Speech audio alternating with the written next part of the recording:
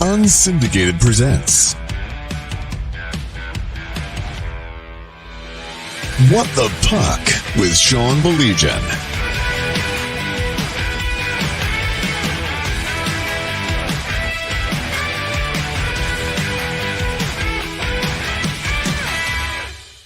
Welcome to another edition of us. Well, talking about a great product that's out there, MHSAA Hockey. We thank our friends with the Michigan High School Hockey Coaches Association. And this is what we call the proven path. Every single year, there are more and more MHSAA hockey players that move on to the next level and beyond. And a big reason for that, of course, is the coaches in this great state. Our guest tonight, of course, he is the head coach of the Livonia Red Stallions. He's been around the game forever. Point blank, Mike, I can tell you he's a Livonia guy, and I've known him since he was this tall. I don't know if he wants to admit that, but really, I've known him since he was that tall. But let's welcome him in, the head man of the Livonia Red Stallions. He is Jason Reynolds. Jay, it's a pleasure to chat with you again, my friend. Thanks so much for joining us. Thank you. I appreciate it. It's a perfect time to do it. I'm in full off-season mode here right now. I am in a little place called Bemis Point, New York. It is right off the shore of Chautauqua Lake. For those who have no idea where that is, it's just outside a little town called Jamestown, which is about I'd say about 40 minutes east of Erie, Pennsylvania, and maybe an hour south of Buffalo. They used to have a North American Hockey League team here, the Jamestown Rebels, and they just recently, in the last couple of years, moved to Philadelphia. But they know their hockey here, and so it's a beautiful day outside. The kids are fishing, so it's quiet in this cottage that I'm staying in right now. So perfect time to tune in and chat with you. I appreciate the time. That's great. Thanks again for joining us. And let's just get started. As Sean said, the proven pathway wouldn't be that pathway without guys like you, these coaches. So let's get right to it. And what was your pathway to high school hockey? How did you end up coaching in Livonia? So, boy, I grew up, as Sean alluded to, I was born and raised in Livonia. And as a matter of fact, Sean and I, as we were coming up in Livonia, I think we were direct witness to what I would consider a real boom period for the city of Livonia. At the time, for a while there were 4 high schools operating varsity hockey in the city of Livonia. One of those schools closed down in the 80s, but even still, Livonia, Stevenson, Churchill, and Franklin at one point all had 2,000 kids in their building. And quite frankly, it didn't matter which high school you went to. You were going to be on a competitive hockey team. The youth association there, the Livonia Hockey Association, is one of the largest youth programs in the state. They're still competitive today. It's a little different now, but it's, hockey overall has been a passion sport for Livonia residents for, I would say, decades. And it's one of those tight-knit communities where I think players that are coming up through the youth ranks in Livonia aspire to make one of those high school teams. And so I think it's always been that way. Obviously, the landscape is changing a little bit. Overall student enrollment in the city of Livonia is different than what it was back then. And so this, in my case with the Red Stallions, this was the first year, this past year in 23-24, where we combined Churchill and Franklin together to make one roster. Still a desirable place to play. We had a great season, needless to say, made a run to the regional finals. So there's still plenty of talent here.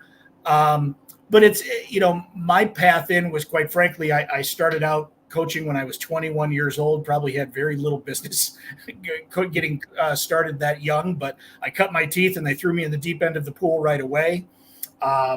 From there, I coached, I think, all ages through the youth, through the youth hockey community, and then eventually jumped on and was proud to serve with both Dave Mitchell and Jerry Vento as an assistant coach at Livonia Stevenson. And then spent one season as an assistant coach under Jerry Vento at Plymouth. And then lo and behold, the Churchill job opened up when Pete Mazzoni decided to retire back after the 11-12 season. And I came aboard as head coach in 2012, 2013, and have been there since. And as I mentioned, the unification, if you will, of Churchill and Franklin just took place this past year. And so I believe this will be my 12th season in Livonia High School hockey. So I've had a lot of good people around me. I've actually been blessed with a lot of great people around me to kind of support me as I've gotten acclimated from youth hockey into high school hockey. And the experience has been tremendous. And there's a lot to love about our high school hockey community, really across the state. And I'm sure we'll talk about a lot of that stuff. But that's been my pathway, and it's been incredibly rewarding. Jason, you know what? Let's start with what you had to endure last year. And I remember talking to you at the media day for the KLAA. It isn't easy when you have to bring together in the same room a bunch of guys that go to different schools that have probably played each other for many, many years. And the way the team came together, it was a really cool story this year. Can you talk about it from your vantage point? I mean, who had a better view of it than you and Coach Vento, after all? Yeah, no, it's true. So I believe in May of 2023, there were meetings at both schools. Our athletic director at Churchill pulled us into a room with the Churchill team, and then the athletic director, Dusty Hall at Franklin, pulled his group together over at Franklin. And from what I understand, it was two very different conversations. Whereas, at Churchill, we said, we've seen this coming for a number of years, and there's been a lot of chatter about, as enrollment changes in the city of Livonia, that there may be an opportunity to put two of these programs together just to make a more healthy program and a healthy outlook. At Churchill, I think it was, hey, this is a great opportunity. This is something we may want to consider. There was a lot of idea sharing around the room. I think at Franklin, at least at that time, and to nobody's fault, in fairness, I mean, there's things in our community, obviously, we can't control. Enrollment is obviously one of those. But I think at Franklin, it was a little bit more mission critical, is to say, hey, if we don't take this step, we don't know what may come out of November. And to the credit of, I mean, everybody on our side, I think everybody was open to the idea pretty quickly. And I have to keep reminding myself that we were very blessed in that instance, because as you guys mentioned, it could have been, I have to keep reminding myself, it could have been a lot worse when you have rivalries coming together to, form one program. There could have been a lot of hostility. There could have been a lack of trust, so on and so forth. And I've never been a huge advocate of summer hockey, but we happen to be signing up for a summer league, or the guys were anyway. We're signing up for a summer hockey league right around that time. And the captains immediately stood up and said, well, should we invite the Franklin kids out to join us? And one thing led to another. And all of a sudden we had this full roster, and they seemed to hit it off right away. I mean, it was pretty short work. And, there's something to be said about all of them coming up in the same city. I'm sure a lot of them played together, but, you draw those alliances once you get into those buildings. But it was good. It was a really productive thing. I think Jerry and I wanted to establish right away that, look, this isn't a Churchill versus Franklin thing anymore. We're the Stallions. We are one program. We came up with rules to establish that culture right away. No Churchill spirit gear in the locker room. No Franklin spirit gear in the locker room. It's Stallions all the way, and let's unify these guys. These guys early on. And to their credit, I mean, they took to it pretty quickly. So I think the outlook, the outlook is good. I suspect that the numbers between the two buildings are going to, are probably going to level out. They'll probably fluctuate from time to time. There'll suddenly be a big influx one year, and we'll, wherever they land, that's okay. But I think this is going to be, I think it's going to be a good thing moving forward. You don't want to have that extra short bench, especially in high school hockey, as competitive as it is. And you want to be able to bring, young guys up the right way. So I think it was a move that it was timed for it to happen. And overall, I think it was worthwhile. Now it's something that our guys are really taking pride in being a part of this program. Well, that's great. And now this gets right into my next question. It's something I've been asking all the coaches. And with your experience, you had 12 years, and then you jump in a new experience with this unified. As you look at high school hockey in Michigan as it is, if you had one thing you could change or add on to make this a better game, to get more eyes on our kids, to push more kids to juniors, what would that be? Oh boy, great question. In all fairness, I will say I think some of that stuff is starting to happen already. Obviously, we have great outlets in terms of media coverage, the State Champs Network, and some of the great things that are happening in the midst of the season. And now, of course, we have this off-season product here as well. But I think also one of the things that's happening is there seems to be an increase of quality events that are happening throughout the season where scouts and coaches from junior and college programs have an opportunity to really go all over the state and get a taste of all the different types of things that are out there. It felt like for a period of time, it was just the MIHL showcase in Trenton, and then there was the public showcase in Chelsea. And now you're getting some other quality events that are starting to pop up as well. We put the MIHL KLAA Showdown event at Eddie Edgar Arena in Livonia together, which, I mean, for any scout or any coach that wants to come out and see, arguably two of the top high school hockey leagues in the state go at each other, throughout a marathon day. I mean, what a great event to see some quality high school hockey. But now you have some other ones. You have the MAC Showcase. You have the North-South Showcase that's starting up in northern Michigan. And I mean, those are really competitive quality events, and you get a little bit of everything from all over the state. And Sean knows full well. I mean, it's the talent is spread out, and I hate to use the cliche statement that's been around for years, but yeah, there is more here. And you just, now there are these new opportunities to find those things. One of the things I think is a constant necessity, at least from us as coaches, is making sure that we are educating the young kids coming into high school who may be interested in high school hockey but don't know really that proven path that we spoke about. They may not know about the Michigan Developmental Hockey League, and quite frankly, how many quality players they've moved from that program into some higher levels of hockey. They may not know about what Ricky Gadwa is doing at TPH. They may not know about Team Michigan that goes to Minnesota every year at the end of the season, and what a high exposure event that is. There are certainly bubbles, in our community, and youth hockey has its own bubble as well. But I think there's always going to be a need for us as coaches to make sure we're educating the people that are coming into our buildings so they're aware that, hey, high school hockey is a great product. And you may have heard about, what else is out there, year in, year out. And that's the narrative that's being taught. But one of the things I love about high school hockey is just what a sense of community there is, not just within our building, but the sense of community statewide amongst all of the coaches and amongst all the leaders and the administrators. We all want to move our high school athletes on.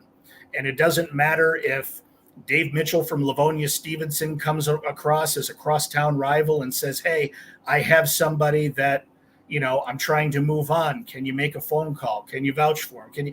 We all want to move our guys on. And I can get that same level of support from rivals within our league as well. So at the end of the day, I mean, there really is this supportive community that we're all kind of surrounded by, we're all involved in, and we all just want to make this product better. So to answer your question, I know it's a long-winded answer, but to answer your question, I think there's a continuous need for education, making sure we continue having this conversation about that proven path and what opportunities are out there. It's not just 25 games and 6 playoff games. It is much more, and there are high exposure opportunities, and the proof is there. We have players that have plenty of players that have moved on. We see the announcements all the time. And like I said, I think our product just keeps getting better. Jason, don't worry about being long-winded. More of you and less of us is a good thing, okay? I don't think anybody out there is going to complain. We got your fan club here. Ben Zalagi talks about what a great job you do.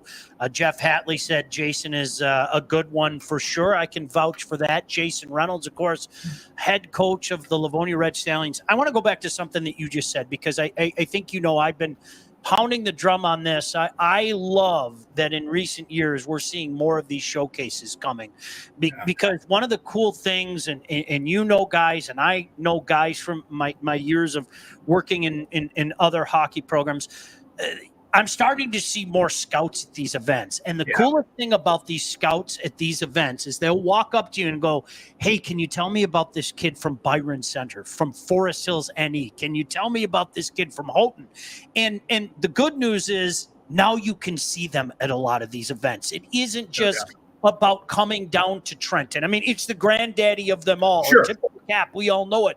But now there's more and more of these opportunities to see that water bug of a centerman that plays for you, or to see somebody that is playing for Salem, whatever the case may be. And I really want to emphasize that because the concerted effort, Jason, has been there. And guess what?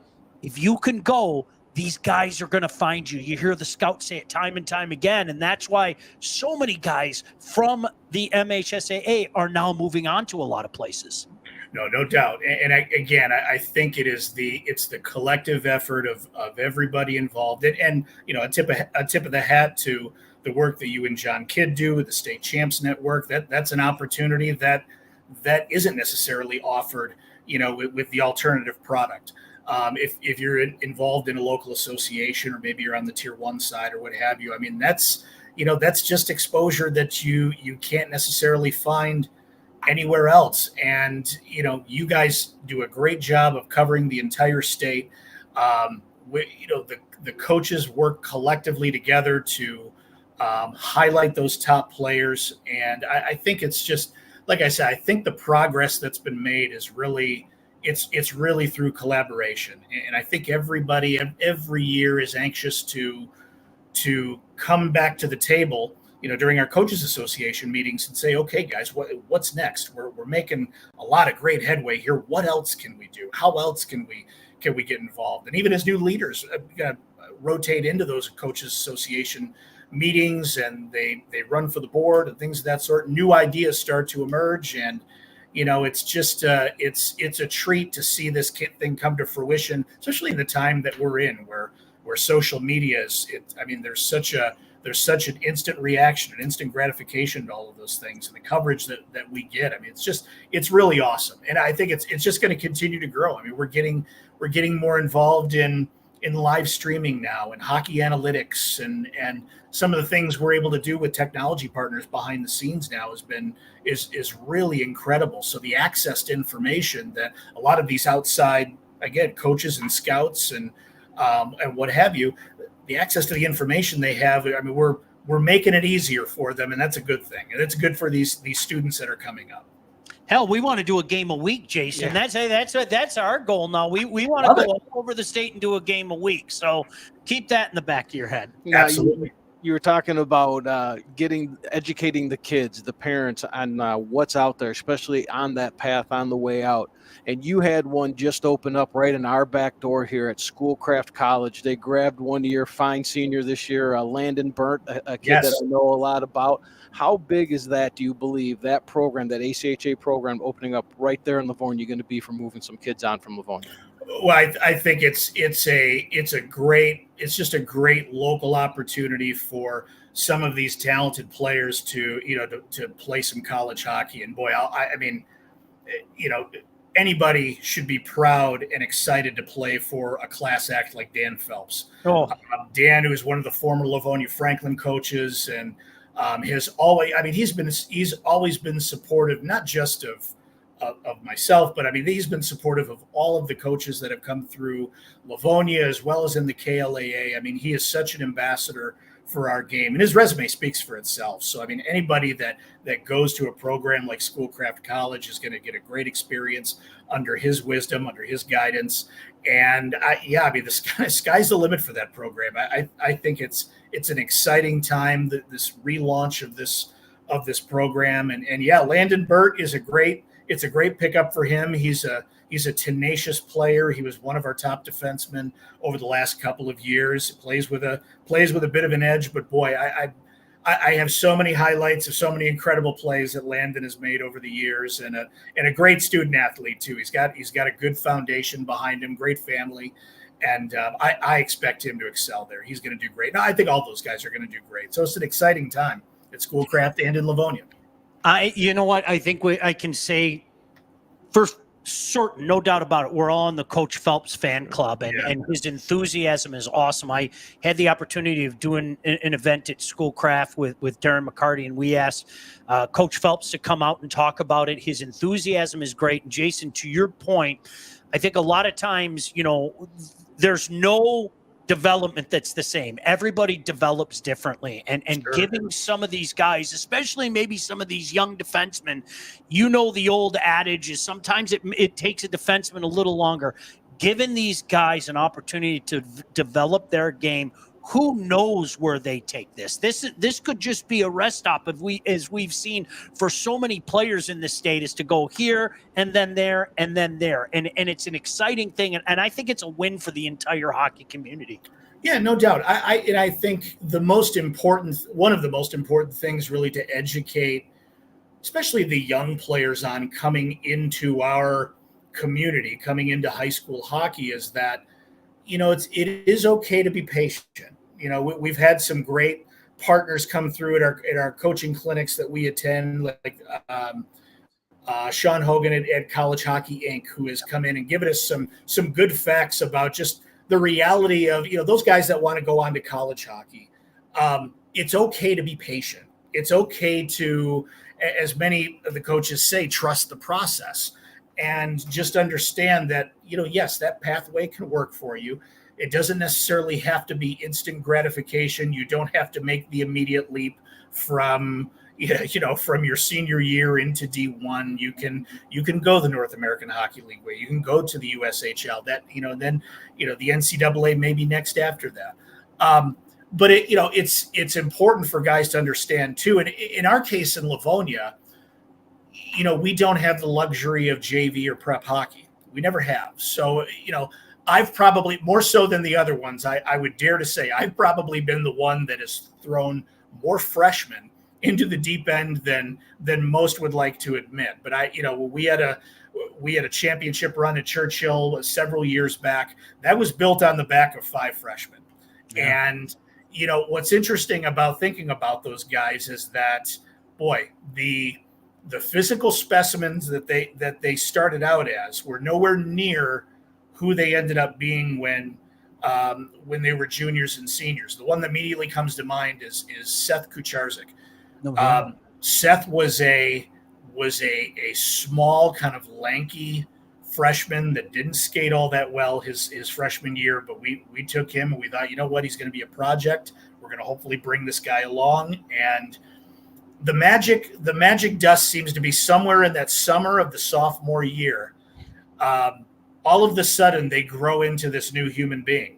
And, but that development, even that physical development, happens at different rates, at different times, at different paces. And so guys just need to be patient with that, because as you said, they may come into their own and they may really start to hit that peak or that next level later on in their high school career. So it's important to get ingrained in your culture. It's important to be patient with your overall development. Again, trust the process, and things can come to fruition. So I'm very very knowledgeable about bringing those guys in early and bringing them up, and trying to preach patience to these guys, and just know that if you're willing to put the work in, the opportunities are there for you. And as you said, if you're good enough, those next level guys will find you. Well, I'm glad you brought up the 2018 run, because I'm seeing some similarities here, and what a run it was. As an alumni, I was there, I was following them. I was all about Churchill, but that run came after the year before. You had a little bit of a disappointing loss in the playoffs, and I saw an interview that you had, and you said, we're going to be seasoned and we're going to be ready next year. We have some returners. This sounds very similar to the team you have right now. I think you might have wanted to go a little bit further after that Allen Park win in the playoffs this year. You're returning your top 2 scorers. What's in store for Livonia Stallions hockey this year? Yeah, I think we're coming into an exciting time with the Stallions club. I mean, when we put the 2 groups together last year, I think we had a roster of about 24 players, and primarily sophomores and juniors. And now they're getting a little bit older, and it's in recent memory, I think this is going to be one of the largest senior classes that we've had in a while. I mean, bringing guys like Bryce Brown and Caleb Curto and Michael Williamson back, who play just such an exciting style, and provided that they stay healthy and continue to provide the leadership that they have up to this point, I think there's exciting things ahead. And yeah, it is a little bit reminiscent, I guess, of the 2018 run. That was a special group, and I think what applied to them really just needs to apply this year. And I feel very optimistic about this year in this sense, because I preached to them back in 2018 about the importance of culture and how the culture you keep is ultimately going to determine the level of success that you have in the stretch run. And we harped on that for a number of years, and by the time those guys were seniors, they were fully bought in. And it was one of those programs that you kind of hear about. It was very much a player-led program by that point. We didn't have to say much. I dare say, I mean, our captains were vocal, and they were motivating, and they were bought into the younger guys that were in the program. We'll have some young guys on this team, but there will be a lot of senior and junior presence there who I think have, quite frankly, I think based on their experience, they've learned from the mistakes of others. Not every leader, or not everybody that you expect to be a leader, is always a great one. But I think these guys have had an opportunity to learn from the mistakes of others. We have a great team captain in Ethan Slazak, who's just a model citizen as far as a student athlete goes, and really represents our program well. And you can tell that he garners respect in our locker room. And so he, along with Caleb Curto and Bryce Brown, and we have a really dynamic junior coming up by the name of Tyler Pagel. It's one of our really all around seasoned wingers. And then, we have some guys that are going to be a little bit a year older. They're going to be a little bit more seasoned. We had a young freshman by the name of Quinn Pasco in between our pipes all year long. And he, I would dare say, he made some saves he had no business making last year. And so now that he's invested, and now that he sees what this can be, he is really dedicated this off season. And I know he's really trying to polish his craft and really get himself ready for his sophomore run. So yeah, I'm excited about what's to come. I'm excited about this returning lineup that we have. We'll need to fill some positions, of course, as you always do. But it's an optimistic outlook this year. But we're in the KLAA, so it's going to be all hands on deck, no doubt. Well, you read my mind there, and I know what side of the fence you sit on. Go green. Coach Izzo forever has played the battle-tested schedule. And, a lot of times it's not the regular season record that Spartan fans want, but more often than not, we've seen them ready to take those runs.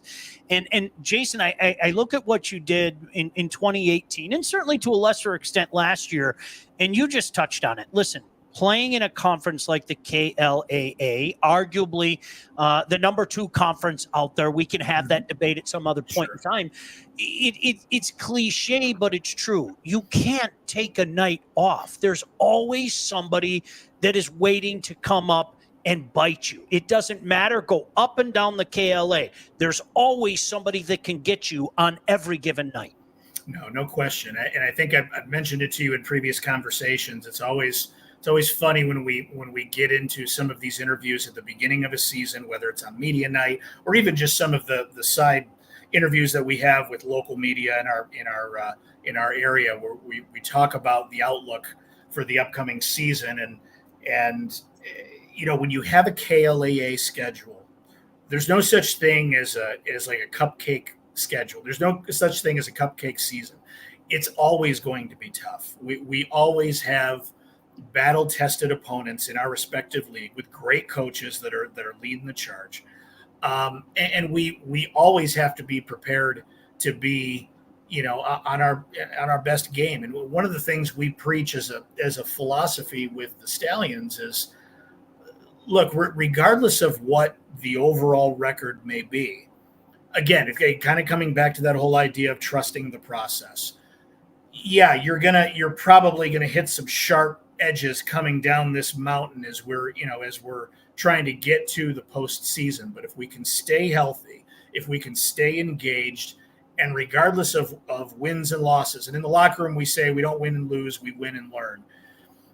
As long as we stay engaged and the mission remains the same and we don't deviate from that, by the time we get to the postseason, you're going to be as battle tested as you could possibly ask for to go on that postseason run. And I dare say, I think we've been very fortunate over the last several years. We've been in a lot of regional finals.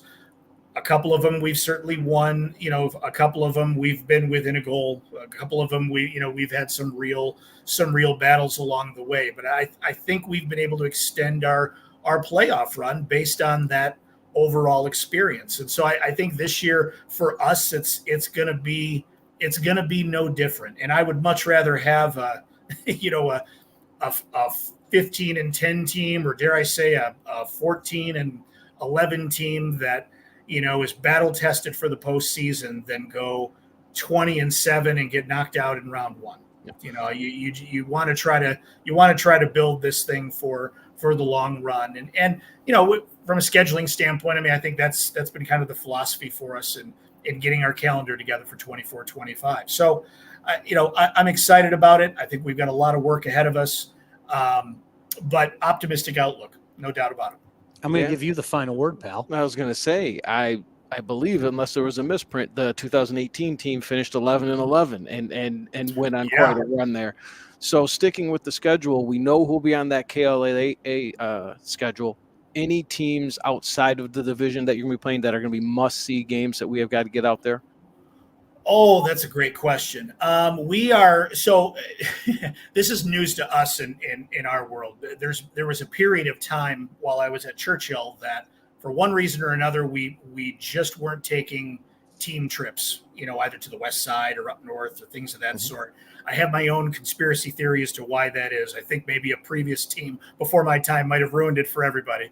But since then, now, people have warmed up to it now in our building now. And so I think we are looking towards potentially heading west, maybe to the Grand Rapids area. We're trying to finalize a game with Grand Rapids Catholic Central, which is always always a competitive opponent. I have to give credit to the folks at the Chelsea Showcase, because I don't think we have ever had a bad experience at the Chelsea Showcase. They do such a tremendous job of properly matching us up, win or lose, properly matching us up against quality opponents. Beyond that, I know I think for the first time in a while, we're going to go to Lake Orion. We're looking at potentially going even further further west to West Ottawa. Former Charger Tommy Carey is coaching that team, so I think we're going to head over to the Holland area and compete with those guys. So we've changed up our non-season schedule a little bit, and then there'll be a couple that will fall into place with the showcases and what have you. So we're excited. We want to make sure that we're not taking a night off, to be very honest with you. So I'm excited. Man, road trip potential, right? Yep. The Red Stallions and Mike Slobodnik and the Cougs. That sounds like a road trip. I like it. I'm just hoping that it wasn't my 1989 Churchill team that ruined it for everybody. I'm sure it was. People that didn't know him, I'm sure it was. He's a mature guy here, but I remember that idiot. Jason, you remember this idiot as well, so keep your thoughts to yourself. But seriously, hey, man, continued success to you guys. I think you've done a great job for a long time, and I'm really excited about this team. The noise you guys made at the end of the year, and you mentioned Quinn Pasco. He was fun to watch. It's going to be really, really exciting to see what is in store for you guys in 24-25. Really appreciate you taking the time, bud. Absolutely. And thank you guys sincerely for everything you guys do for our high school hockey community. I know you guys hear it a lot, but quite frankly, I don't think all of us can say it nearly enough. It just adds to the quality of the experience that all of these student athletes have. And, obviously it makes our job easier because we can talk about what a quality product we have. And that's, it's a tip of the hat to you guys as well, and the coverage you guys provide. We're really grateful for that. So if you don't hear it enough, thank you very, very much. No, appreciate that, but it's certainly our pleasure. Jason Reynolds kindly joining us, of course, the head coach of the Red Stallions. Go back and enjoy some time with your family. What a great guy. He's out there on vacation and everything, and he's given us idiots some time, that. right? I like that. Sends the kids fishing and then comes on inside and gives us some time to talk high school hockey. I love it. Isn't that great? Hey, again, thanks to Coach Reynolds. Most importantly, thanks to you. There is a proven path. Jason talked about some of the guys that moved on. There's so many good things going on in this great state of Michigan. Certainly the Red Stallions are one of those stories. For my pal, Mike Ivesel, I'm Sean Belegian. Until next week, thanks so much for joining us here. What the Puck, featuring Sean Belegian. Produced by Todd Losey and Blake Matrazek. Executive produced by Sean Belegian and Todd Losey. Theme song and incidental music by Elliot Middleton. Engineering, mixing, and graphic design support provided by the Unsyndicated Podcast team. Don't forget to like and subscribe to What the Puck on all your favorite channels. While you're there, be sure to rate and review the podcast. Got something to say to Sean? Call the Unsyndicated hotline at 248-237-3257.